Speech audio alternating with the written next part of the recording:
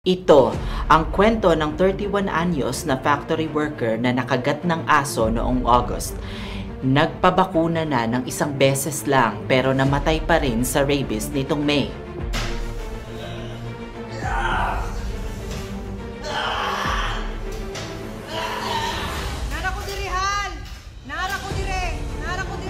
Ako si Neil Brian Galvin, this is Nurse Brain, at ipapakita ko sa inyo ang tatlong mali.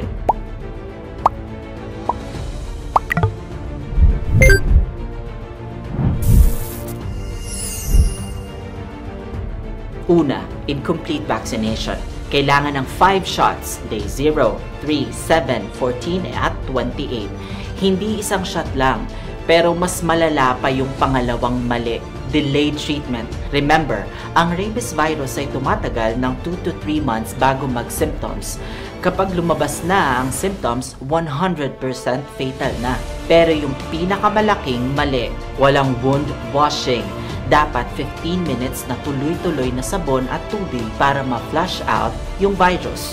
Kaya tandaan, kapag nakagat ng aso, hugasan agad ng 15 minutes, complete 5-shot series at huwag mag-delay.